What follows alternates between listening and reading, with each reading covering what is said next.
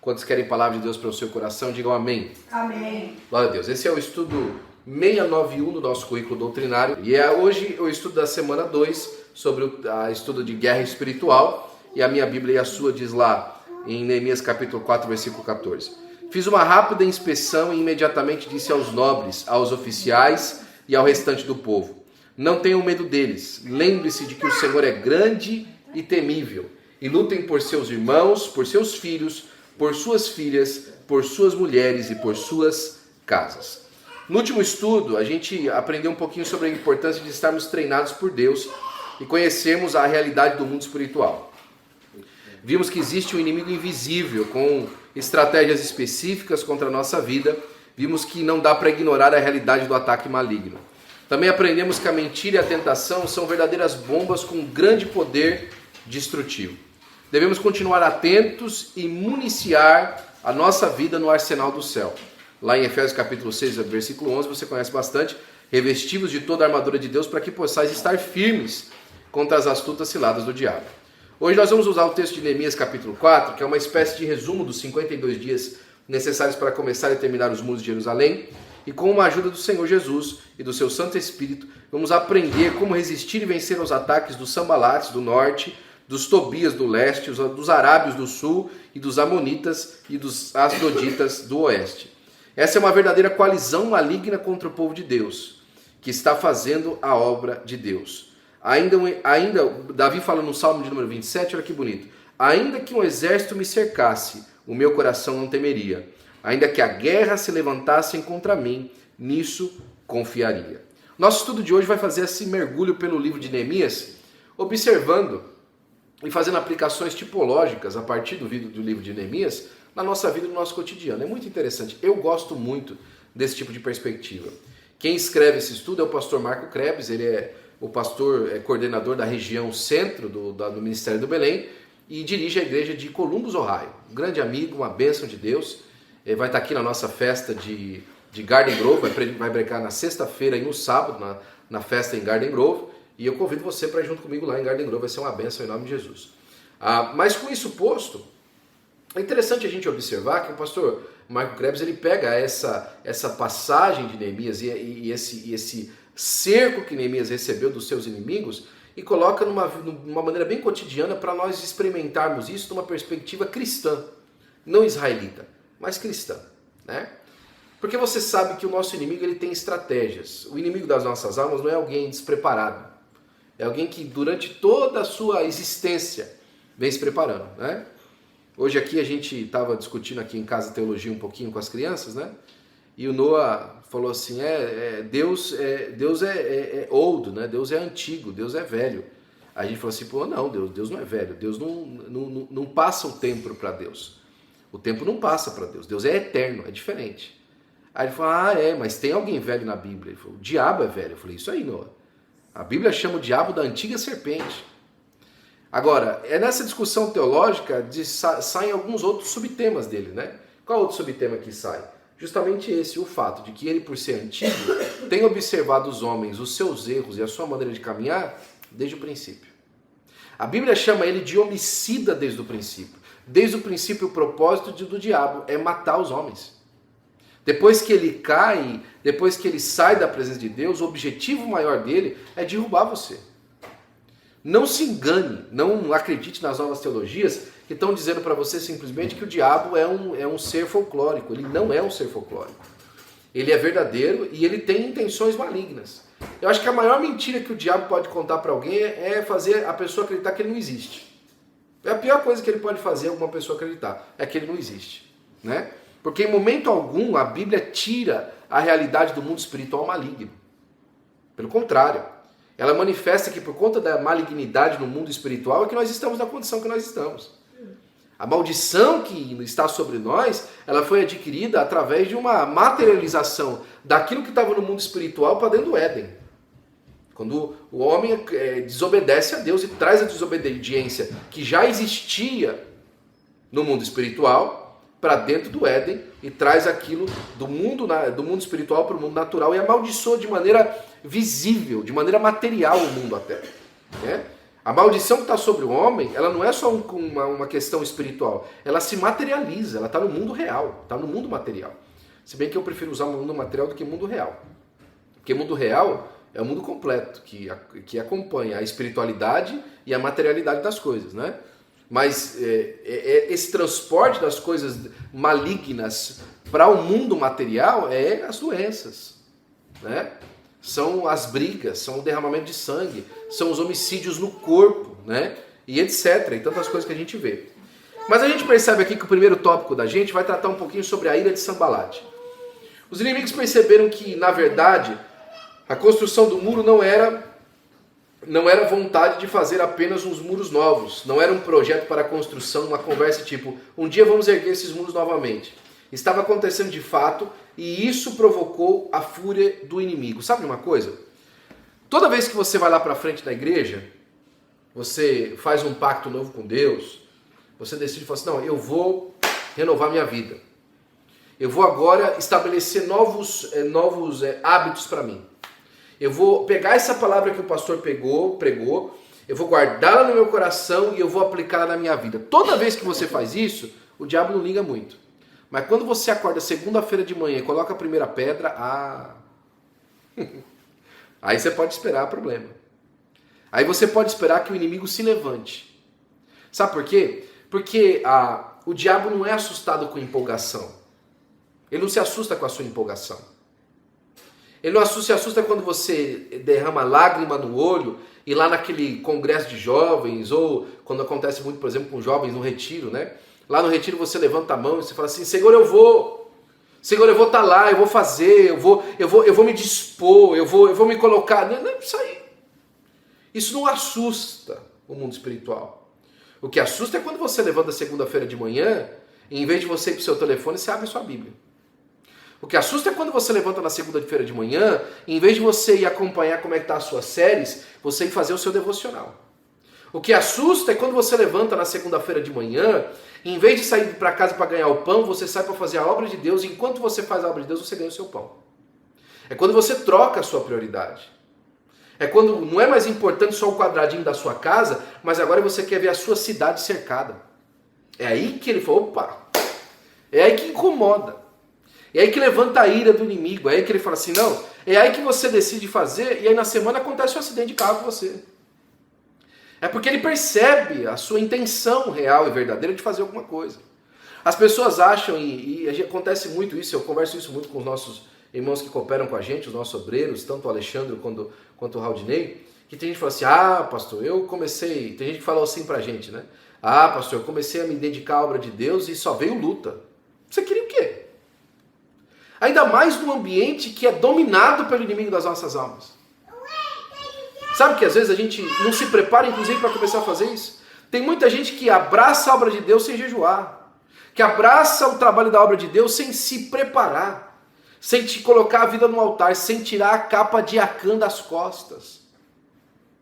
E aí a ira de Sanbalate, ela se levanta e ela derrota. Mas aqui Neemias é um homem preparado. Ele sabia o que estava em jogo e o que lhe custaria. Né? Alguém me perguntou esses dias atrás, um famoso ator de Hollywood me perguntou esses dias atrás. Conheci um famoso ator de Hollywood essa semana. Famoso mesmo. Né? Muitos filmes famosos. E na conversa com ele perguntou o que eu fazia, eu falei assim, sou pastor. E contei para ele que era a congregação que eu estava dirigindo, a primeira congregação que eu estava dirigindo, e como eu estava começando nessa nova fase do meu ministério, né? Eu trabalho na igreja e lidero na igreja há mais de 15 anos. Né? Tenho pastoreado há mais de 8. Mas é a primeira vez que eu tenho uma oportunidade para estar sozinho. Né? É diferente, absolutamente diferente. E ele me perguntou o que eu estava achando da minha experiência. Né? Eu falei assim, exatamente o que eu esperava. E quando esse exatamente o que eu esperava, não é uma valorização de que eu estava super preparado. Não, é que eu estava avisado. É que eu estava instruído. Agora, na pele é diferente. Né? É como você falar para a pessoa, olha, eu vou te dar uma injeção. Você sabe que vai doer. Você prepara todo o seu corpo, mas quando aperta a injeção, ela dói do mesmo jeito. Ela não deixa de doer porque você se preparou. Você não deixa de sofrer porque você se preparou. Agora, uma pessoa preparada para tomar injeção e uma pessoa despreparada para tomar injeção lida com a dor de maneira diferente, é verdade ou não é? Quem está preparado para lidar com a dor, ele se prepara e se tranquiliza no momento da dor. Quem não está preparado se desespera. Quem não está preparado joga a toalha. Quem não está preparado sai correndo e gritando. Mas quem está preparado sabe que aquele é o momento de passar por isso. É o momento, vai doer do mesmo jeito, vai ser difícil do mesmo jeito. As dificuldades não diminuem por causa do preparo, mas o preparo espiritual te faz entender que é isso mesmo que tem que acontecer. Te faz entender que é o momento de passar por isso. E a ira de Sambalate não te assusta. Ela não te amedronta, você sabe que você precisa de passar por isso. Sempre que iniciamos um projeto com Deus, damos início a uma vida de comunhão verdadeira com Jesus, nos dispomos para fazer, começamos a consertar as rachaduras, edificar os muros de nossa vida, isso provoca imediatamente a fúria do inimigo. Sempre que a igreja de Cristo se levanta para fazer a obra de Deus, o inferno se agita, o mundo se levanta e há uma conspiração contra ela. A gente vai estudar isso daqui 2 semanas, mas eu preciso dar uma palhetinha para você. Você sabe qual que é o propósito maior da nossa igreja? Você já percebeu alguma coisa nos nossos cultos? Aonde está concentrado o nosso maior esforço como igreja? Nosso esforço está concentrado, por exemplo, em reunir jovens? Não. Nosso esforço está concentrado em reunir famílias? Também não. Nosso esforço está concentrado em fazer trabalho comunitário? Não. Todos os cultos você ouve do púlpito. Vamos ganhar uma para Jesus? Vamos cansar gente para Jesus? Vamos sacudir o inferno e roubar as almas que estão lá? Vamos trabalhar pela libertação das famílias? Vamos tratar os problemas das casas? Vamos entrar e conversar com as pessoas para que elas tenham uma vida espiritual melhor? Toda vez que a igreja se engaja nisso, ela arruma problema. Ela arruma problema. Com todo respeito e carinho pelos meus irmãos, mas eu não vejo algumas denominações, alguns trabalhos que se importam em juntar gente, simplesmente colocar um fanfarrão lá na frente, agitando auditório, ter problema de lugar. Eu não vejo esse ter problema de lugar. Eu não vejo aqueles que querem fazer uma coisa mais light ter problema de lugar. Mas Paulo disse que aqueles que quiserem servir a Cristo piamente padecerão perseguições. Aquele que quer fazer a obra de verdade, e aqui parece que às vezes você está falando isso porque você está passando dificuldade e você está querendo exaltar a sua dificuldade porque é por causa do seu aperto. Não, eu estou falando para você Bíblia. Né? É claro que quando Davi aparece falando assim, eu quero derrubar o gigante, o irmão mais velho, mais experiente, mais rico, mais poderoso, mais preparado na guerra, vai falar assim, Davi, eu conheço a presunção do seu coração. Isso, e vai ser sempre assim. Só que o irmão mais velho não vai lá enfrentar o gigante. O irmão mais poderoso, mais bonito, que Samuel quando passou na frente falou, é esse? Não é ele que vai enfrentar o gigante. É o franzino. É o menor. É o que o pai nem chamou para a mesa. É que o governo da casa nem se importou com ele. É esse que vai mudar a história. Irmãos, não ache que as grandes transformações da nossa sociedade, na cidade onde a gente vive, no lugar onde a gente está, na casa que a gente mora, vai começar pelas pessoas no poder, vai começar pela igreja no poder do Espírito Santo. Vai começar pela igreja cheia da unção do Espírito Santo de Deus. Esse texto, eles não mostram que a vida cristã é uma guerra contínua e o motivo principal é o progresso da edificação. Quando as paredes começam a se erguer, quando a igreja começa a estabelecer liderança, quando os primeiros frutos começam a aparecer, parece que vem uma luta para desmoronar tudo. Né? Eu penso aqui, falo aqui entre nós, né, essa parte vai aparecer depois na internet que eu não vou tirar, mas eu fico observando o nosso primeiro aniversário da nossa igreja depois da pandemia. Foi em abril de 2023. Após abril de 2023, foi a primeira colheita que a gente fez de frutos. Nós tivemos uma festa organizada, bonita, abençoada. Nosso pastor estava aqui com a gente. Foi um momento absolutamente abençoado por Deus, mas depois da festa, o que apareceu de luta na igreja. O que apareceu de problemas depois daquela festa. As lutas que nós estamos enfrentando até hoje mesmo, enfrentando lutas. que começaram naquele dia, naquele momento, naquele episódio. Por que isso? Porque a edificação começou a parecer que estava funcionando.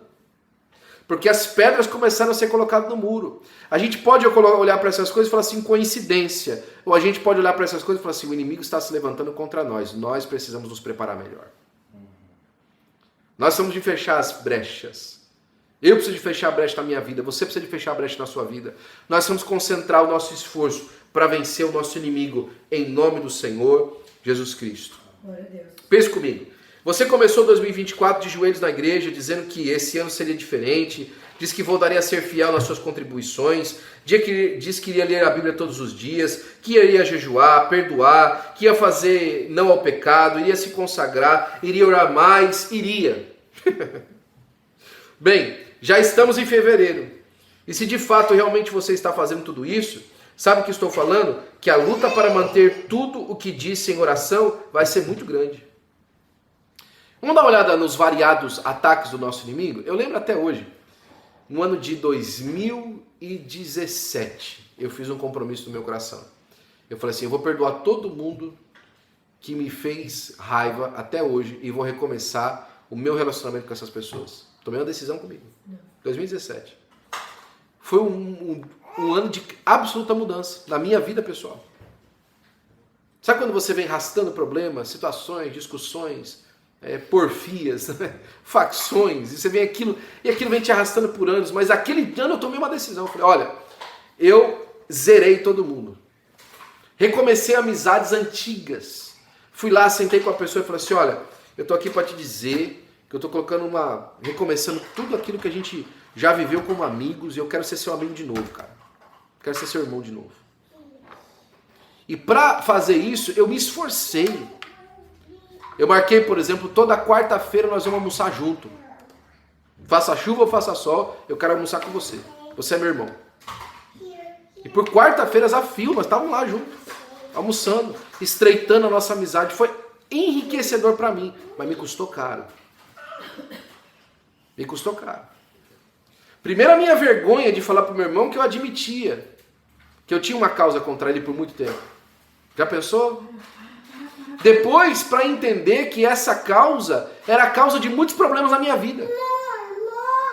De pegar o telefone e ligar para um parente lá no Brasil e falar assim, como é que você tá? Tô ligando para te desejar um feliz aniversário.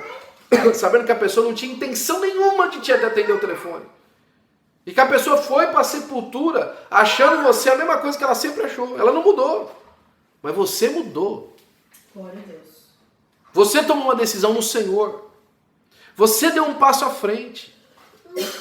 A ideia era a mesma do passado das pessoas, mas você quis diferente. Você quis abraçar a novidade. Você quis viver aquilo de novo com Deus. E Deus recebeu isso. Então, se recebeu isso, o primeiro ataque que acontece do nosso inimigo, que aconteceu com Neemias, foi a pressão psicológica, né?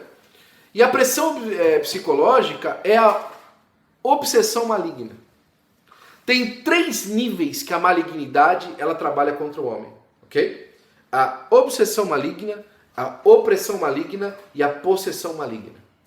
São 3 níveis que ela trabalha, ok? A gente vai ver nesses níveis hoje, de maneira um pouquinho diferente. A gente não vai entrar na possessão, mas a gente vai chegar lá perto. Vamos passar pertinho de lá, tá? E na primeira parte, que é a ameaça, a gente percebe que a primeira coisa que acontece é essa obsessão maligna, que o diabo começa a usar do escárnio. Fica obcecado por você. Fica obcecado por te observar. Sabe o que é a obsessão maligna? É o diabo chegar junto com os filhos de Deus diante de Deus e Deus fala assim, tem visto meu servo Jó? Que já tinha visto o coração dele. Viu como ele é reto? Como ele não tropeça? E aí vem uma doutrina antiga. E essa doutrina é a doutrina mais maligna que existe. É uma doutrina satânica. É a doutrina do mais também. Mas também... mas também... Essa doutrina é satânica. Ah, ele está feliz com o Senhor, mas também, né? O que ele tem para reclamar? Ah, o irmão está prosperando, mas também a vida dele é muito mais fácil que a minha. Ah, o irmão está se dando bem naquele trabalho, mas também tem documento. Ah, o irmão agora parece que agora vai ser separado ao ministério, mas também fica puxando o saco do pastor. Ah, o irmão parece que agora está se acertando com a esposa, mas também, depois de tudo que ela fez com ele. É a doutrina do mais também. Né? O diabo ele é especialista nisso. E é uma obsessão que ele tem. Sabe por quê? Porque quem fala mais também, observe o detalhe. Quem fala mais também está obcecado. E quer perceber no detalhe o motivo de que a sua vitória não é verdadeira. De que a sua mudança de etapa não é verdadeira. Escuta o que eu estou te falando. O diabo está passando também, revistando aqueles que estão querendo mudar de vida. E ele está tentando achar uma brecha para colocar no meio da sua vitória um mais também. Ó, não é tudo isso aí não. Não é desse jeito aí não. Tem coisa aí, né? Ele usa a arma do escárnio. Deve ser uma raposa por esse muro. Ah, meu amigo, né? Eu já ouvi essa história 500 vezes. Eu já vi essa história mais de 1.400. Mas isso aí é fogo de palha. Já passa. Já para. Sabe que às vezes os pastores, os líderes, são às vezes tentados a viver na doutrina do mais também? Ou da doutrina do escárnio, por conta que faz parte do mais também? De quando que as coisas vêm se levantando, ele está tão acostumado com a luta que às vezes uma vitória vem se levantando e ele nem desfruta. Nem desfruta. Ele não sabe olhar a primeira parte do muro e falar assim, olha só o que a gente já fez. Né? É por isso, irmão, que eu comemoro o número de visitantes na igreja. Eu quero comemorar tudo, celebrar tudo. Né? Estava falando para os irmãos aí, esses dias atrás, nós estamos num culto de ensino, para a nossa liderança, que no último trimestre do ano de 2023, com todas as dificuldades que a gente teve, o número de visitantes que a gente teve na nossa igreja no final do ano foi 166% maior do que do meio do ano. E de um ano para outro, nosso número de visitantes na nossa igreja subiu 380%. Sabe quantas pessoas visitaram a nossa igreja no fim de ano? Isso é o número de visitantes na igreja sede, irmão. 52 pessoas visitaram a nossa igreja. 52 pessoas. Ah, pastor, mas não ficaram. É a doutrina do mais também. Mas também não ficaram. Mas foram lá. Ouviram a palavra. Foram tocados pelo meu e pelo seu ministério. Foram alcançados de alguma maneira com a palavra de Deus. E Deus vai fazer brotar do jeito que Ele quer. Mas o escárnio, ele tenta pegar e diminuir aquilo que aconteceu. Não, mas a gente ainda está se reunindo pouco. Nós somos 20 no final de semana. Nós somos 25 no melhor dia. Qual que é o problema? Nós estamos avançando. O muro está subindo. Glória a Deus. O muro está sendo edificado.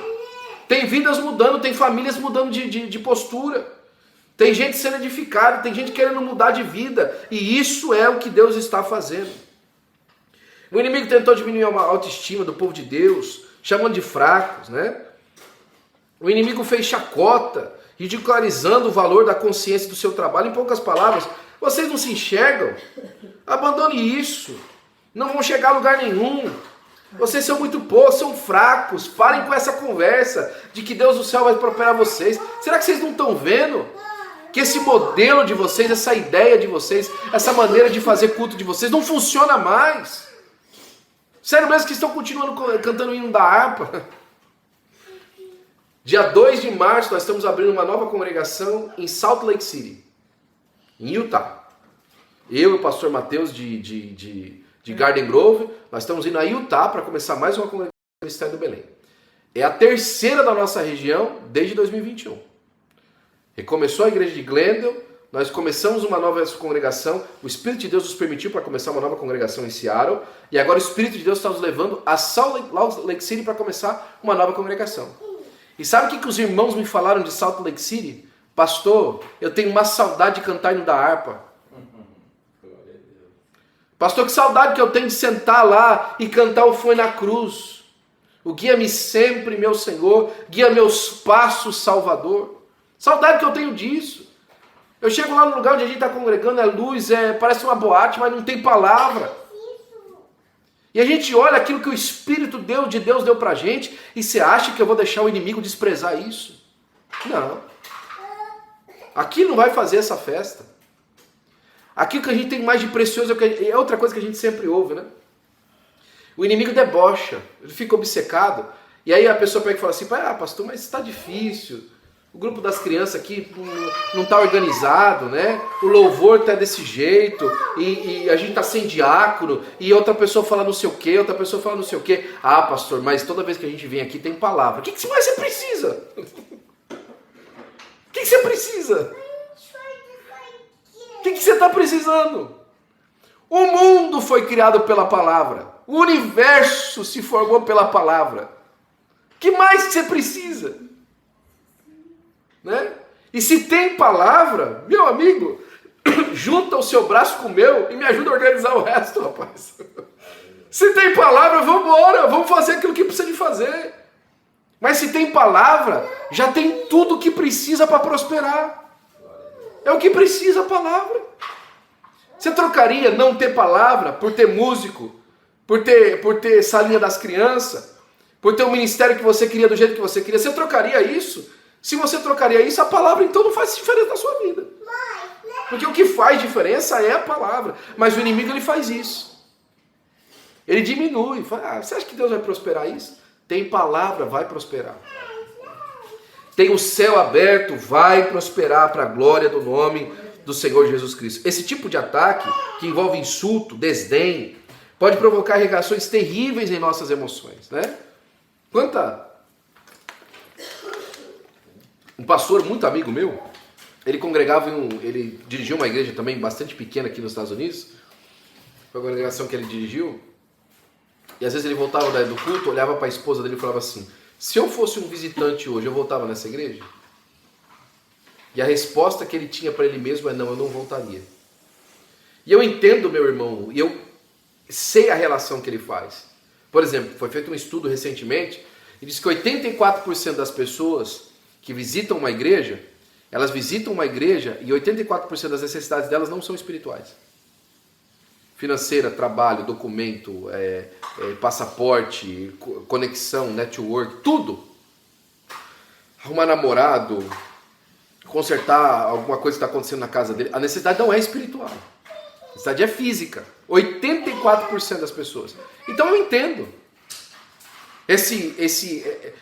Que quando esse desdém chega, a tendência nossa é nos sentir diminuído.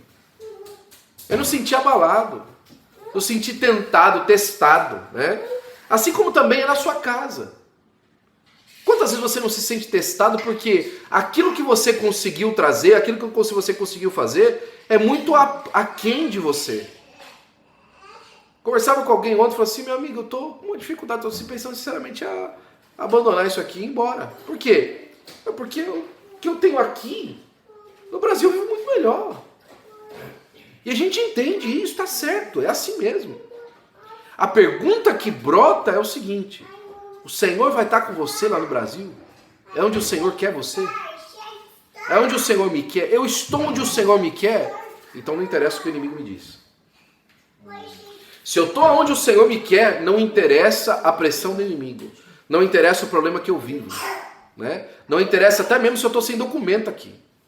Se eu estou no lugar onde Deus me quer, não interessa. Eu explico para você isso aí melhor. Irmão, deixa eu dar uma dica para você para sossegar o seu coração. Ok? Siga as leis, faça tudo que você precisar para dar dentro da lei, só que saiba de uma coisa. A borda dos Estados Unidos não está no Êxodo não, viu? Deuteronômio não. A borda dos Estados Unidos não está lavrada no Deuteronômio não, viu? Do Senhor é a terra e a sua plenitude. Calma. Se você está me ouvindo essa mensagem, calma. Se você tem sido pressionado por causa de documento imigratório, se tem afetado o seu coração, o seu sono, calma. Porque tem gente trocando casamento por causa de documento.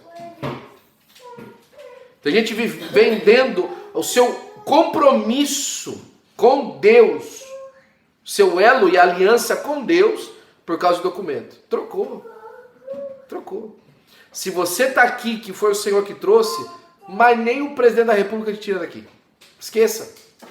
Deus vai abrir uma porta. Eu estava falando com a Ana hoje. Nós estávamos discutindo alguns documentos que ela trabalha com isso. E estávamos falando de uma pessoa específica que está com um caso muito difícil da imigração. E a Ana estava estudando uma provisão que talvez possa ajudar essa pessoa. Só que é uma coisa assim tão, como os americanos falam, far-fetched, tão fora da caixa, tão longe de qualquer, que a gente acha impossível que isso realmente esteja acontecendo, que tem essa porta para essa pessoa entrar. Só que enquanto eu falava com ela, eu me lembrei de quem que a gente estava falando. De uma pessoa extremamente difícil de lidar. A pessoa mais chucra do que qualquer coisa. Pensa num caba bruto. Só que todo lugar que ele chega, ele abre uma igreja nova e ganha muita gente para Jesus. É um dos maiores ganhadores de almas do ministério do Belém. E aí eu falei para ela, você sabe de uma coisa? Pensando em quem é, eu sei que Deus é capaz de abrir uma porta só para esse cara entrar. Só para ele continuar aqui. Para ele não passar por isso e não ser obrigado a sair do país. Deus abre uma porta para ele. Deus muda a imigração para abrir uma porta para alguém que está servindo de verdade. Entenda isso. Se você está no centro da vontade de Deus, esqueça as ameaças do inimigo. Vai ter material suficiente para terminar a obra. Vai ter força suficiente para terminar a obra. Vai ter graça suficiente para terminar a obra. Vai ter unção suficiente para terminar a obra. Deus vai ajudar você em nome do Senhor Jesus Cristo. Neemias, em vez de ficar atingido com aquilo, poxa, eu vim aqui ajudar esse povo. Em vez de ficar, ai meu Deus do céu, olha para mim, eu estou aqui sendo humilhado pelas pessoas. Não sabe o que ele fez?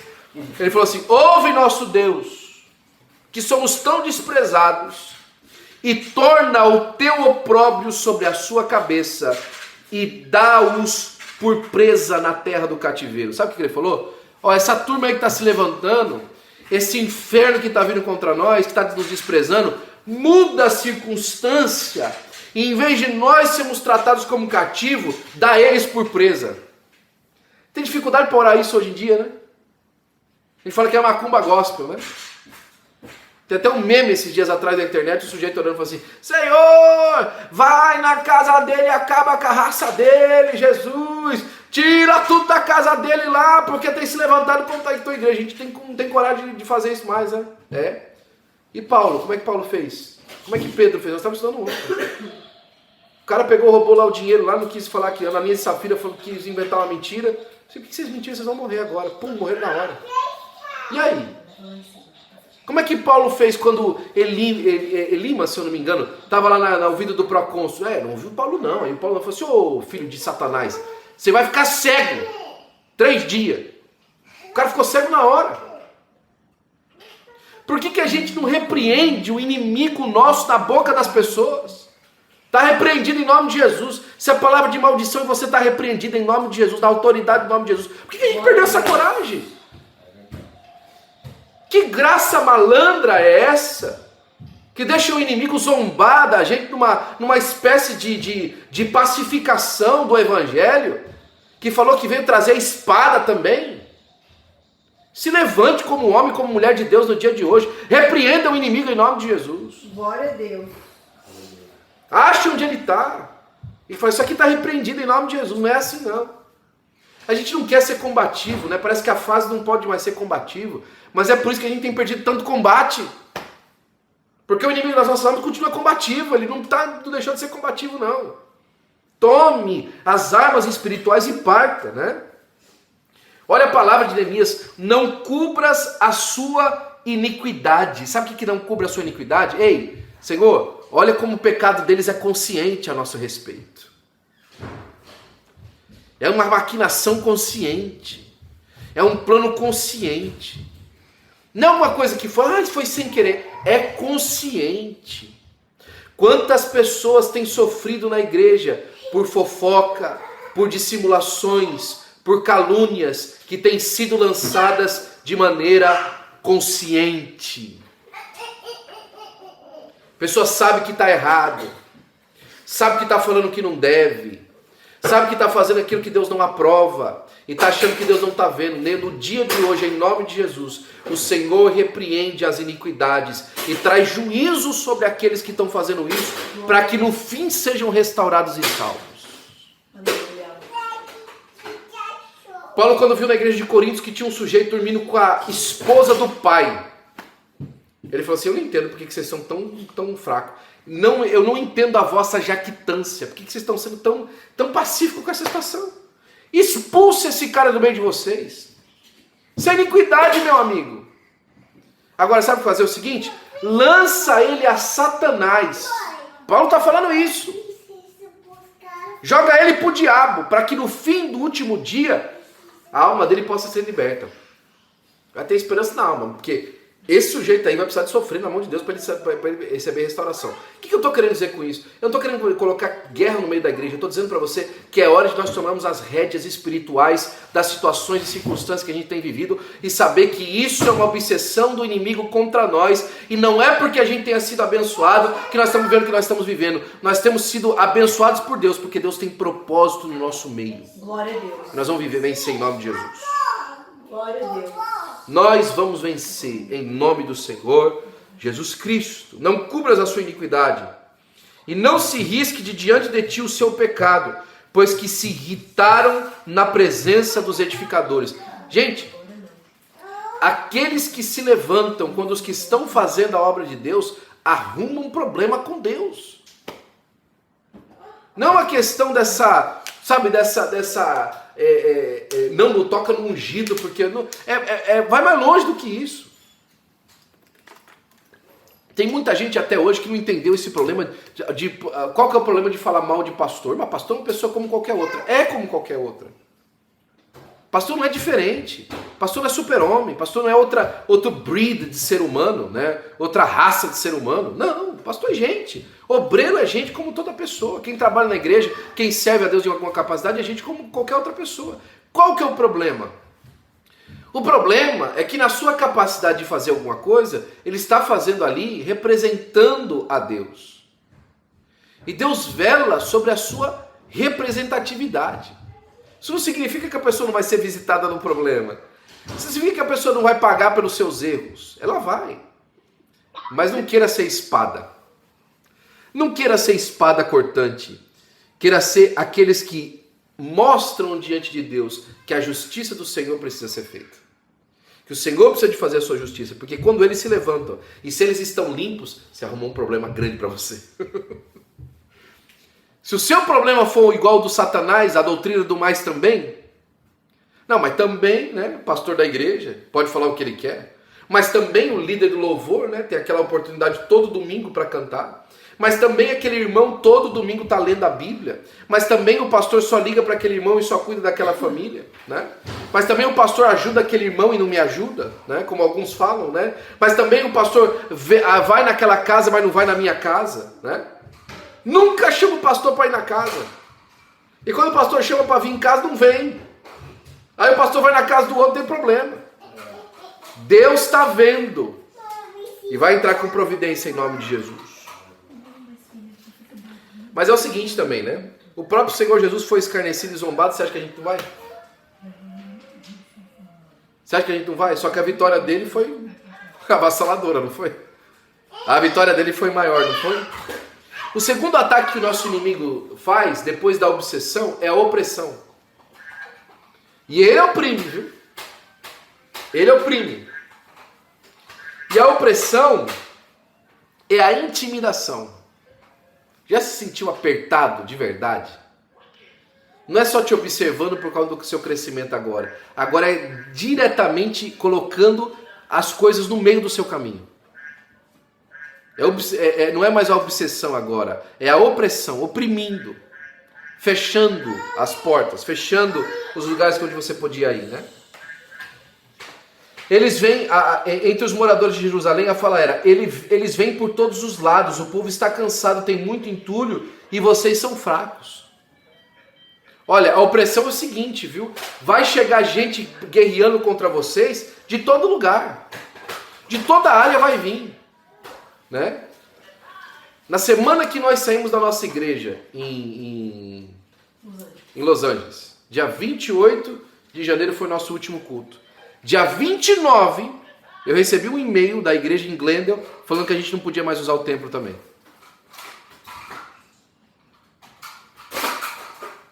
O que eu vou fazer? Né? E aí a gente vai falar com uma pessoa, não pode. Vai falar com outra, não dá. E chegar ao ponto de quase ter que cancelar culto para não estar com os irmãos, para não poder atender os irmãos, para não estar junto. O que é isso? Eles vêm de todos os lados. Né? Eu lembro até hoje, eu e a Ana estava passando por uma fase bem difícil. Nossa casa tinha tido uma infiltração. Difícil assim, né? Enquanto tá passando por dificuldade, tá tomando água de coco, né? Nossa casa teve uma infiltração muito grande na Flórida, por causa de um furacão. E a gente foi obrigado a sair da casa. Longa história curta, tá? Nós vivemos 7 meses em Airbnbs. Cada 15 dias a gente mudava de casa. O tempo mais longo que a gente ficou, acho que foi 30 anos. Foi 30 dias, Só que a média era 15 dias, né? Porque tinha casa que a gente ficava uma semana, tinha casa que a gente ficava um pouquinho mais. A média era 15 dias. E a gente sempre estava mudando. Meu filho já não sabia qual era o caminho mais para a escola, porque cada semana era um caminho diferente para a escola, que vinha de um lugar diferente, né? Só que é o seguinte, só moramos em casona. Só moramos em casa maravilhosa. Uma das últimas casas que a gente morou era na beira do canal. Os barcos passavam na frente da casa e tal. Difícil. Mas tava passando bem. Né? E quando a gente tava passando por isso, e nessa fase de dificuldade, não tinha saída. Não tinha dificuldade. E eu lembro, não tinha como a gente sair disso. Eu lembro que teve uma semana que a gente precisou de passar uma semana na casa de um irmão da nossa igreja, o tio Lopes, nosso querido e amado tio Lopes. E a gente estava na casa do tio Lopes uma semana até a próxima casa abrir, né? Foi logo, acho que no retorno que a gente veio para casa e ficou, na verdade, precisou de sair de novo. A gente voltou para casa e no dia seguinte a gente precisou de sair de novo. O Noah teve um acidente dentro do banheiro e ainda a gente precisou de levar ele de madrugada no hospital com infecção de ouvido. Aí fomos dormir na casa do irmão. Aí eu falei assim, quer saber, eu vou acordar e vou trabalhar agora amanhã cedo. E eu vou lá para casa que a gente acabou de alugar, vou entrar lá na casa e vou tomar um banho antes de eu ir trabalhar. Porque eu estava já com cheiro de hospital, e eu sei que a rotina de uma casa pela manhã, com criança em escola, etc, é muito difícil. Eu não vou atrapalhar a casa do meu irmão, eu vou lá para a casa que a gente acabou de alugar, abro a casa mais cedo, chego lá e tomo um banho e tal, e vou trabalhar, né? Cheguei na casa nova e tal, e fui na casa e tal, comecei a me preparar para tomar banho e tal. A hora que eu abro o chuveiro, cadê a água do chuveiro? Não tinha. Aí liguei pra mulher pra falar assim, olha, abre a água do chuveiro pra mim, por gentileza, que talvez não abriu na cidade, tem que pedir lá, e eles fazem isso de maneira automática pela internet e tal. Ela fez. No que ela abriu a água do chuveiro, a água começou a entrar e começou agora a vazar debaixo do ralo, começou a subir no banheiro, junto com a água do toilet, da água do vaso, e estava agora enchendo todo o banheiro.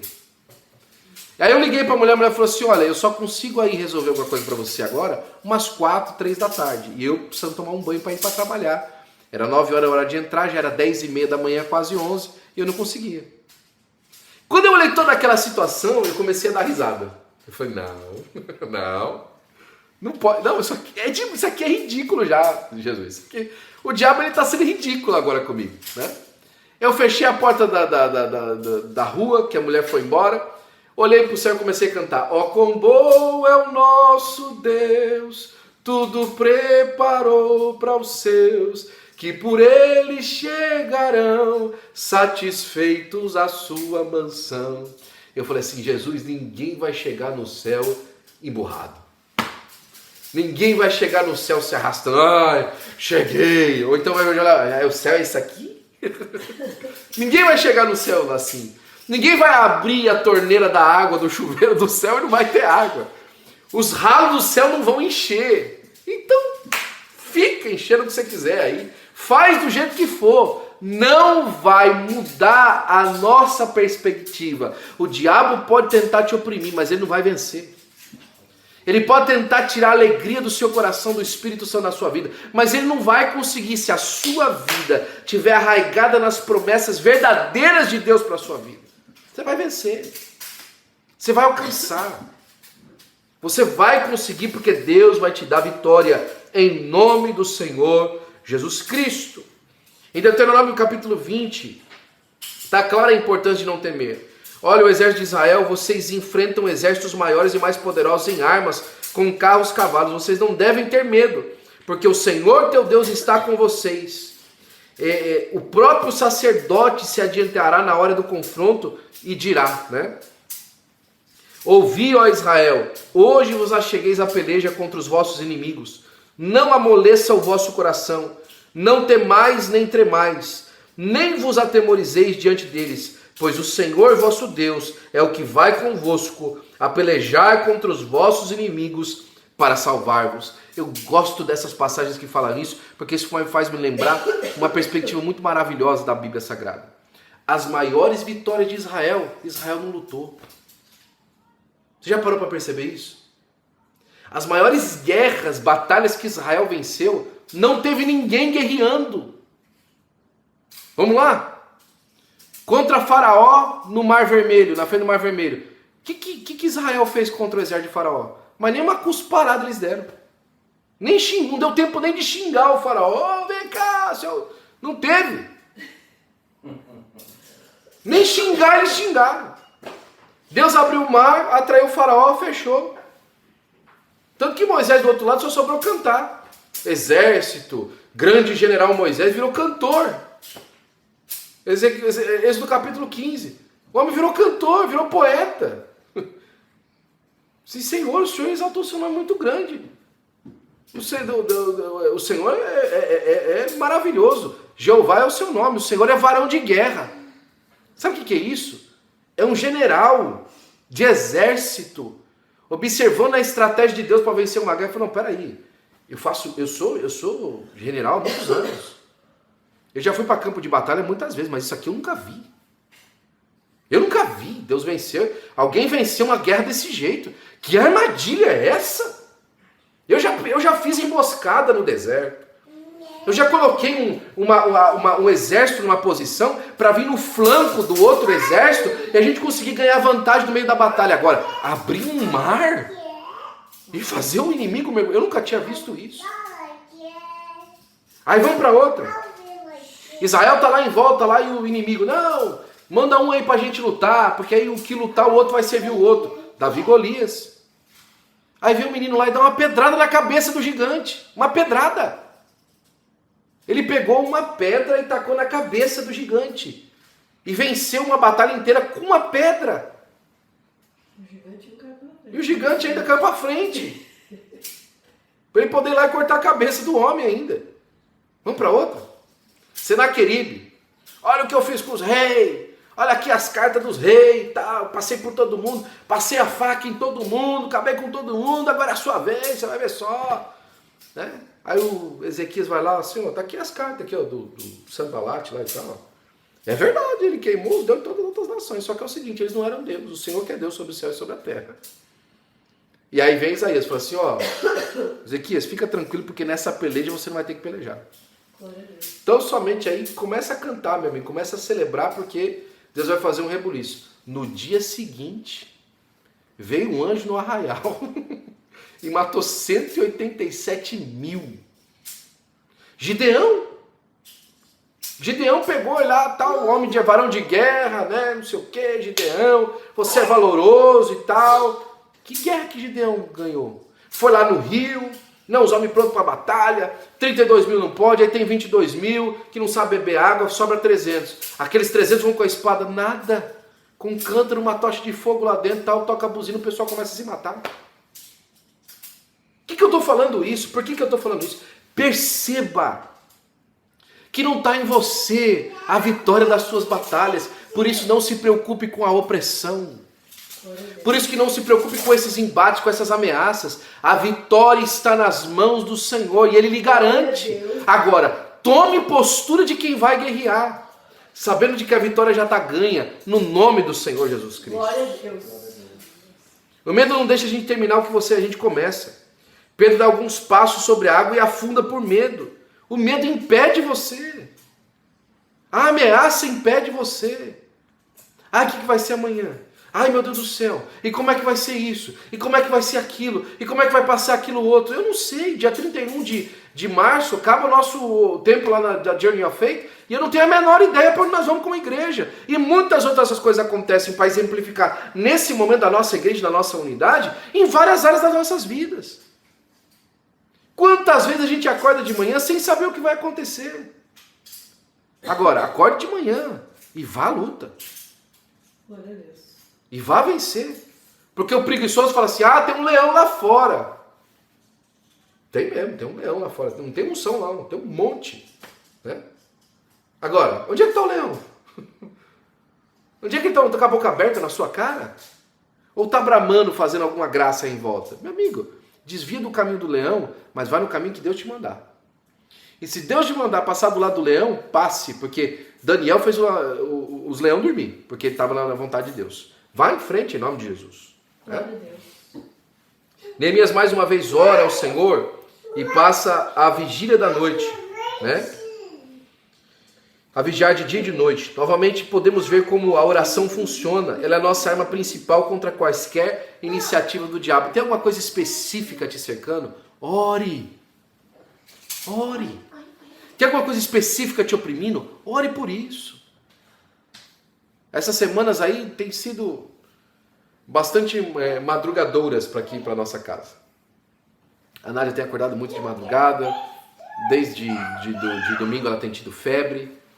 E tem me feito acordar de madrugada. Mas eu não perdi uma oportunidade. Eu olho pro relógio e falo, tá acordado de novo, 3h30 da manhã, deixa eu orar um pouquinho aqui. Deixa eu orar pelas circunstâncias. Tô acordado? Deixa eu ajoelhar um pouquinho aqui, vou falar com Jesus um pouquinho disso aqui. Vou apresentar essa pessoa, vou apresentar essa causa, vou apresentar esse problema, vou apresentar essa família, vou apresentar essa situação. Vou falar com Jesus a respeito delas. Tô acordado, é um horário bom, tá desimpedido, eu vou falar com Jesus, eu vou falar para ele. Eu vou mostrar para ele que essa chamada de atenção que está acontecendo aqui no momento, eu estou aproveitando ela. Eu tenho uma facilidade, né, na verdade um privilégio, de trabalhar bastante próximo do nosso pastor, presidente do Ministério do Belém, pastor Joel. Né? E o pastor Joel é uma pessoa muito simples, ele até nem gosta que a gente o trate como presidente, ele prefere que a gente trate ele como um pastor, um amigo, né? E ele é o nosso pastor, a gente trata ele com muito respeito. Mas ele gosta dessa via direta, ele não gosta dessas coisas, dessas encebáceas, né? Ele é uma pessoa muito direta. E eu tenho o privilégio de trabalhar com ele, pertinho dele. Você acha que eu não uso da oportunidade que eu tenho para conversar com o meu pastor, aquilo que às vezes uma outra pessoa que não tem essa oportunidade de estar tratando com ele todo dia, às vezes tem que marcar uma hora daqui 2, 3 meses, é claro. Tô do lado dele depois do almoço, chega e fala assim, pastor, estou tratando um assunto que é pertinente, e aí junto com o assunto eu lembro de um outro que é pertinente naquilo que eu estou fazendo. Eu falo, pastor, tem isso aqui também, né, tal. Agora, você acha que a gente usa dessas oportunidades para falar com aquela pessoa que é importante dentro do meio onde a gente está vivendo, e não vai usar com Deus? E não vai tomar a oportunidade de falar com Jesus? Se o meu pastor é importante, se o homem de Deus é importante no contexto da nossa organização da obra de Deus, Jesus é o Senhor da obra. Se o meu pai e a minha mãe, né, dentro da nossa casa com os nossos filhos, por exemplo, são importantes para as decisões que eu preciso que tome sobre a televisão do que ele quer assistir, sobre a coisa que ele quer comer, você acha que eu não vou aproveitar a oportunidade de falar com o meu pai celestial? Lembra de Axa mais uma vez? Ô Tinel, fala com meu pai lá. Nós estamos indo para uma terra seca, não tem nada lá. Fala com meu pai. O Tinel não abre a boca. Ah, mas ela não pensou 2 vezes, ela desceu do jumento. O jumento era um momento de glória. Não, que jumento? Eu estou indo para uma terra que não tem água? Vou viver de aparência? Não. Ela desce do jumento, o pai olha para você e o que foi, minha filha? Porque não é normal descer do jumento? O que foi? Ah, pai, a terra que eu vou não tem água, dá uma fonte. Uma fontezinha de água. Ô, minha filha, eu vou dar para você as fontes superiores e as inferiores. Vai ter água de cima e água de baixo. Fica tranquila. Agora ela não ficou olhando para a circunstância dela. Ela foi para quem tinha solução. Ei, você é filho, você sabe o que tem em casa. Vai lá pedir para o seu pai. Vai falar com Jesus. Vai bater na porta. Agora você fica olhando a opressão do inimigo. Ai meu Deus, o inimigo é grande. Mas quem é seu pai? Já viu aquelas histórias de interior? Você está mexendo com todo mundo. Sabe quem é meu pai? E quem é seu pai? Meu pai falou, tá, ô meu, desculpa aí. É assim ou não é? Não, mas meu pai, eu falei, você conhece seu pai, seu pai é uma pessoa, gente boa. Tá? Muda a história, não muda? Quem é seu pai? Vai cuidar daquilo que Deus tem para você, em nome de Jesus. E por último, né? Nós vamos terminar mesmo, né? A calúnia. Neemias era conhecido pelo bom nome e tinha reputação ilibada. Ah, como o diabo odeia isso. Como o diabo odeia bom nome. Como ele odeia a reputação ilibada, como ele distorce, meu Deus do céu. E como às vezes a distorção, por conta de uma porta que a gente abre, custa caro pra gente. Não foi o caso de Neemias. A gente vai falar disso aqui já já. Ele era copeiro do rei, alguém de muita confiança. O copeiro do rei hoje, alguns comentaristas, ele fala que ele era como se fosse um diretor da CIA. Como se fosse um diretor da ABIN, Serviço de Inteligência. Não era só pegar o copo, ele tinha que saber das coisas. Para ele também não correr o risco de pegar coisa que era envenenada, né? Ele é uma pessoa de extrema confiança, muito bem conectada, né? Os inimigos convidaram para que sentarem juntos a fim de tratar um assunto, mediante uma conferência. Porém, Neemias percebeu que por detrás do plano inimigo havia maldade e recusou-se por 4 vezes seguidas, dizendo, estou ocupado fazendo uma grande obra. Aí sabe o que o cara parece? Arrogante. Aí ele fala, o cara se acha. O cara é arrogante. Não, ele sabe o que tem na mesa. Ele sabe o que está passando na mesa. Aí alguém fala assim para ele, o fulano mudou. Ah, fulano era uma pessoa mais humilde, ele mudou. Não é que ele mudou. É que ele não pode mais conviver com isso. Eu lembro claramente essa cena. Eu tinha acabado de começar a trabalhar na igreja e estava fazendo ainda laços de amizade com as pessoas. E uma pessoa que eu amava esse irmão. Era um irmão querido para mim. Era uma corda no meu coração. Passamos momentos de luta juntos, mas vencemos, né? E também fomos derrotados algumas vezes, mas era uma pessoa que era muito querida para mim. E eu estava trabalhando na igreja, ele passou na igreja e tal, e me pegou no carro e falou assim, esse pessoal que você está trabalhando na igreja aí, o pessoal chama você de meu amigo porque não sabe seu nome. Começou a falar um monte. E atacar pessoas que eu estava conhecendo. E estava descobrindo que eram pessoas maravilhosas de viver. Um outro chegou para mim e falou assim, do mesmo jeito que traíram meu pai, vão trair você também. Estou esperando até hoje. E acusar. Eu olhei para esse meu amigo e falei assim, olha, você me desculpa, cara, mas o que você está me dizendo não condiz com a realidade. Eu amo você, cara, você é um amigo. Mas se você não estiver disposto a mudar a visão que você tem, eu não posso estar mais com você. Não me chama mais, não me liga mais. Meu amigo, amo você, cara, mas assim não dá. Na paz mesmo, do jeito que eu tô falando pra você. Custou muito caro. Custou amizade com ele e com todo mundo que pensava igual ele. Isolado. Absolutamente isolado. Por quê? Porque é arrogante. Porque agora se acha. Não. Eu fiz um pacto com os meus olhos e com o meu coração. E não colocar coisas má diante dele. Eu fiz um pacto com Deus quanto aos meus ouvidos. De não permitir que ele ouvisse agora essas coisas. E eu vou ser sincero e fiel com isso. Eu vou ter que mudar de ambiente. Isso vai precisar acontecer, né? Na quinta tentativa, agora, vem em forma de ofício. Já que não queria conversar com quem estou escrevendo um alerta, o rei Artaxerxes certamente vai saber disso, que você está conspirando contra ele. Olha, eu vou falar lá, viu? Vou falar lá o que você está fazendo aí. Eu vou falar lá para o homem lá o que você está fazendo aí. O que eu estou fazendo aqui? Você está conspirando. Você está querendo aí fazer a sua coisa. Não tem nada disso não. Quem mandou aqui foi ele. Você está agora achando que você é semideus, né? Professor de Deus. Não. É Deus que está me ensinando como é que eu sou professor dele. É Deus quem está me ajudando, como é que eu sou professor dele, né? E aí chega um e pega e fala assim para ele, vamos fazer o seguinte, nós estamos sendo muito perseguidos aí, vem comigo aqui um sacerdote, vamos se esconder dentro do templo, eu e você. Vamos lá, dentro do templo. Porque o pessoal vai vir contra a gente aí durante a noite, vai acabar matando a gente. Aí Neemias falou assim, vou para dentro do templo? Para quê? Para depois eles estarem falando que eu fui para um lugar que não era meu? Porque aqui está um detalhe muito importante para a gente entender o nosso enredo com Deus. É muito importante a gente saber quem a gente é na obra de Deus. Mas é muito importante a gente saber quem a gente não é também. Quando a gente está sendo cercado, às vezes a gente quer tomar atitudes e colocar a mão em coisas que não é para nós. Com o intuito de falar assim, eu vou ser mais santo. Eu vou então agora subir mais um nível, mas aquele nível não é para você. O nível para você ficar onde você está mesmo. É continuar sendo fiel onde Deus te colocou. A fidelidade às vezes não está alcançar em um outro lugar mais alto. Está em justamente continuar sendo fiel naquilo que você tem. Da maneira que Deus te plantou, da maneira que Deus te fez. Você ter fidelidade daquilo que está presente na sua mão agora, não buscar alguma outra coisa. Neemias foi convidado para entrar no templo, só que ele não era sacerdote.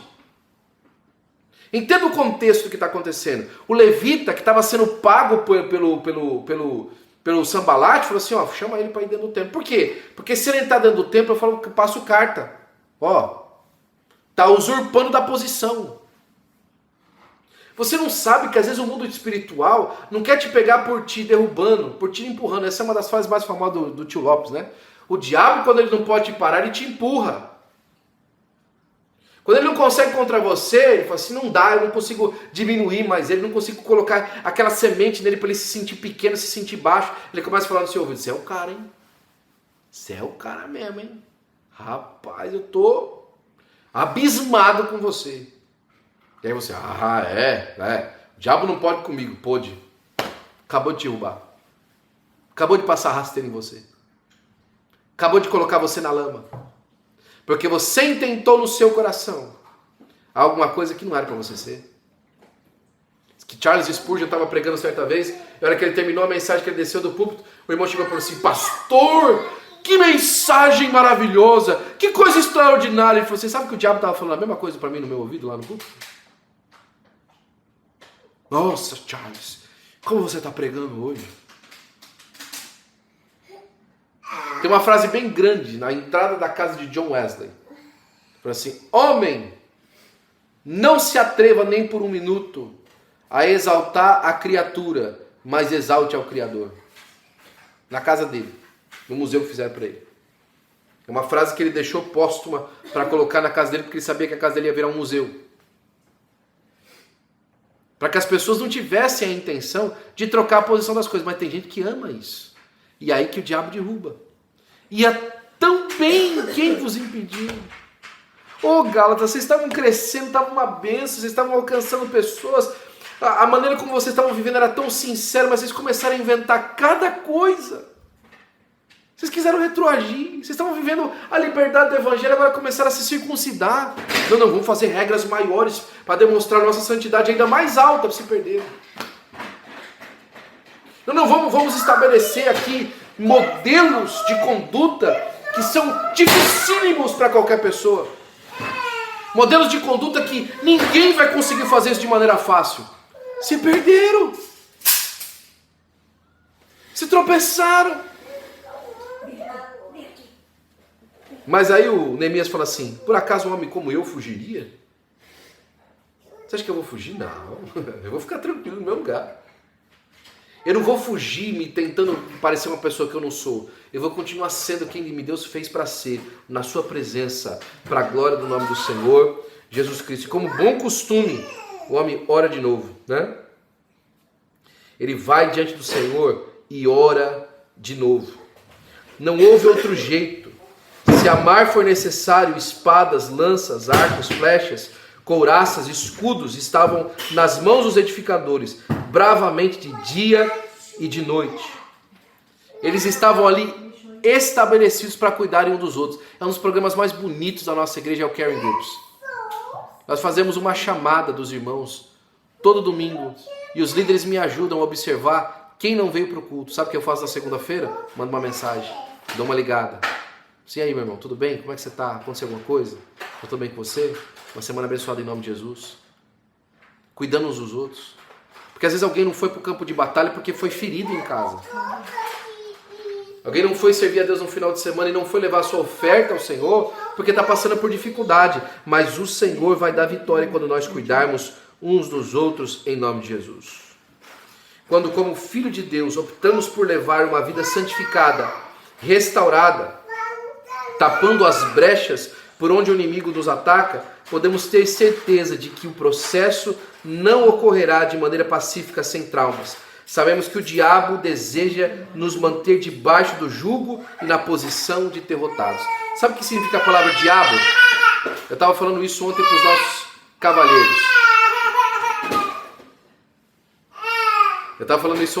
nossos cavalheiros. Sabe o que significa a palavra diabo? Significa caluniador. Agora, a calúnia não é uma mentira comum. A calúnia é uma mentira com um intuito, ela tem um objetivo. O objetivo da calúnia é causar separação. A palavra diabo vem de duas palavras no grego que você junta, dia e balos. Dia é como se pôr, colocar entre. e balos é vala. Então, o diabo é aquele que se põe por vala, que faz separação. Por isso que a calúnia. A calúnia é uma mentira com o intuito de causar separação. Foi assim no Éden. Qual que era o motivo de fazer Adão e Eva comer o fruto da árvore que Deus havia proibido? Causar separação. Eles não queriam simplesmente que eles pecassem, eles queriam separar os homens de Deus. Aí você vai em Provérbios, 6 coisas que Deus odeia, a 7ª ele abomina. Qual que ele abomina? Aquele que causa contenda entre os irmãos. Por quê? Separa irmãos. O intuito dele é esse. É por isso que ele veio para matar, roubar e destruir, separar da vida. Separar daquilo que é seu. Separar daquilo que você edifica. E por isso que Jesus veio desfazer as obras do diabo. Ele veio aterrar essa vala que havia sido quebrada, sido aberta. Por isso que Deus fala assim no Antigo Testamento: os vossos pecados é que causam separação entre vós e o vosso Deus. Ele abriu uma valeta no meio, um abismo que vai ficando cada vez mais longe. Por isso que um abismo chama outro abismo, cada vez vai separando mais. Qual que é a motivação disso? Por que a gente está falando isso? É porque chegou o tempo, irmãos, de que em nome de Jesus nós vamos começar agora a aterrar essas valetas em nome de Jesus. A gente sabe o que é. Quando o inimigo colocar no seu coração que alguém está falando mal de você, você sabe o que é. Quando o inimigo colocar nos seus ouvidos que existe alguma coisa acontecendo contra você, você sabe o que é. É o inimigo querendo causar separação, mas hoje, em nome de Jesus, ele está repreendido e você tem vitória para a glória do nome do Senhor Jesus Cristo. Amém? Amém. Deus abençoe você em nome de Jesus, que você possa levar essa palavra no seu coração e viver em vitória para a glória do nome de Jesus.